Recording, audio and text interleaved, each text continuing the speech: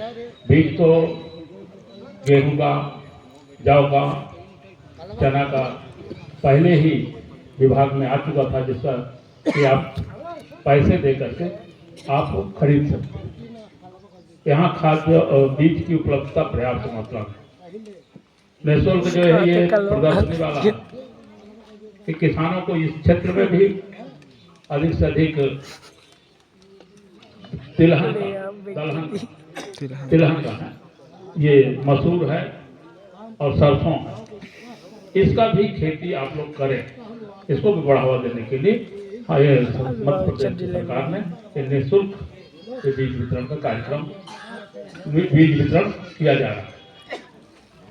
साथ ही हमारे इस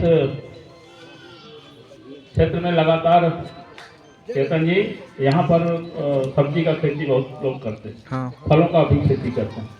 एक आध जो इनको आप बोल दिए कि ऑनलाइन करना है, उनको लिंक आप देंगे या FIR में जैसे आप चार्ज उसके बाद उसके पहले आप लिंक भेज दें तो ये लोग कम से कम आपको रजिस्ट्रेशन तो कर दें, क्योंकि बहुत लोग हमारे यहाँ इतने साक्षर नहीं कि वो ऑनलाइन करा। इसलिए हम दोनों विभागों से, कृषि विभाग से और हॉर्टिकल्चर विभाग से चाहेंगे कि आप कम से कम गांव में 2-4 किसान मित्र हैं, उन लड़कों को ये प्रशिक्षण दे दें कि वो ऑनलाइन कैसे किया जाता है वो कर सकें, जिससे वो चाहे सब्जी मसाला हो, चाहे आपको खेती का कोई सामग्री हो, खरीदना चाहते हैं तो ऑनलाइन कर, क्योंकि ऑनलाइन आर शॉपिंग कोई सब ऑनलाइन सेट हो जाए जगह ले कोई मैं सोच सब लिसन हो जाएगा ना जो घर बैठे मंगा तो है मेरी सब्जी भाषण सुनते हम लोगों का पेट भर गया।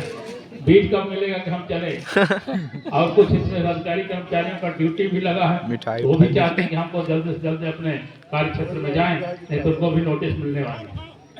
इसलिए मैं ज़्यादा ना बोलते हुए ये कार्यक्रम जो है लगा उस पर ये आपकी जो मुझे, क्योंकि आपका विभाग जब आपको प्रभारी SDO और चार्ज है तो ये चीज को बृहद तरीके से बनाना चाहिए, क्योंकि किसान हमारे अन्नदाता हैं। और इसकी जब तक आप ये हम बीज वितरण तो आप ऐसे भी करेंगे, लेकिन कार्यक्रमों के माध्यम से करते हैं तो क्या है कि पूरा एक प्रचार प्रसार हो जाता है।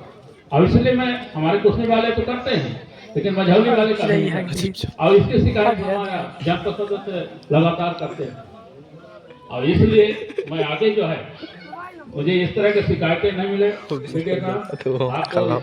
पुनरागमन क्या आप पुनः यहाँ आए हैं, अच्छी व्यवस्था हो। देखिए हमारे किसानों को सही समय पर बीज उपलब्ध हो जाए, सही समय पर उनको जानकारी मिल जाए और सही समय पर खाद उपलब्ध हो, तो हमारे किसान अन्नदाता ये फसल उगा सकते। लेट में आप देंगे, आप जनवरी में आप गेहूं का बीज देंगे, कब बोएंगे तो कब काटेंगे, इसलिए समय से इस वर्ष तो जो अभी आपने जो व्यवस्था करके कर, लेकिन अगले जून में हमको धान की बीज मिल जाए, जिससे हमारे किसान धान के, मक्का के और जो भी अरहर के ये सही अभी तो आज डिमांड था, जो सप्लाई था उससे आप 10%, 25-20% आप बढ़ा के आप डिमांड दें। और यदि आपको कहीं कोई दिक्कत है हमसे बात करिए, हम ऊपर में बात करके वो एलोकेशन करा। यहाँ पर कुछ जानकारी मिलेगी, कुछ लोग बोलते हैं गरीबों को कोई सुनने वाला नहीं, उधर से पीछे से बोल रहा है। यदि इस तरह का कोई आता है तो जिसके पास जमीन है तो आपके यहाँ यदि हो सकता है एलोकेशन कम इलाकों में कुछ लिमिटेड रहता है, लेकिन अन्य इलाकों में इसकी डिमांड कम, तो उसको डाइवर्ट करके हमारे मझौली में, हमारे विधानसभा में डाइवर्ट कर दें, यहाँ किसान ले लेंगे, किसान बोएंगे। और यदि नहीं है तो कहाँ से एलोकेशन होता मुझे बताइए, तो हम और अलग से डिमांड, एक्स्ट्रा डिमांड हम करके उनको उपलब्ध करा देते हैं आपको भी, जिससे हमारे किसान कोई वंचित न रहे जो ये फसल बोना चाहते। आप मान लीजिए आपके पास जमीन कम है, लेकिन आपको 1 एकड़ का आपको ये मिल गया, तो आपके पास आधा एकड़ है तो आधा पड़ोस में भी दे दीजिए। सहयोग की भावना रखें कि हम आधा बीज का उपयोग करें और आधा अपने पड़ोस को भी दे दें, जिससे वो भी बो सके। और इस तरह से आज इस बीज वितरण के कार्यक्रम में आप सब अपना अमूल्य समय दी, उसके लिए आपको बहुत बहुत धन्यवाद। बधाई।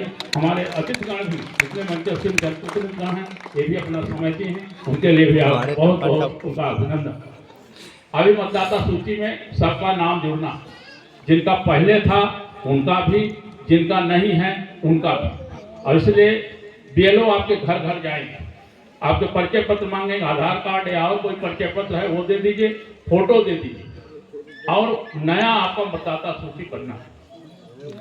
जो बहुए आप लाए हैं बाहर से, उनका यदि 2003 के पहले का नाम नहीं है, अभी पिछले साल है, पिछले 10 साल 5 साल, तो उनका सत्यापन के लिए उनके माता पिता का, जहां से आई हैं उनके माता पिता का वोटर आईडी या वोटर लिस्ट में नाम हो, वो जानकारी आपको देना पड़ेगा। यदि आपको किसी तरह से कोई दिक्कत होती है तो हमारे जनप्रतिनिधि जितने भी हैं, हमारे पार्टी के जितने भी पदाधिकारी हैं या हमारे सरकारी कर्मचारी जो ड्यूटी में लगे हैं, उनसे बता दीजिए तो वो आपका वोटर लिस्ट में नाम निकाल के आपका वो वेरीफाई कर देंगे, जिससे आपका मतदाता सूची में नाम जुड़ जाए और आप अगले चुनाव में अपना मतदान कर सकें या चुनाव प्रक्रिया में भाग ले सकें। समय बहुत हो गया है और इसलिए मैं आप सबका अभिनंदन करते हुए अपनी बात को समाप्त करता हूँ। जय हिंद, जय भारत, नमस्कार।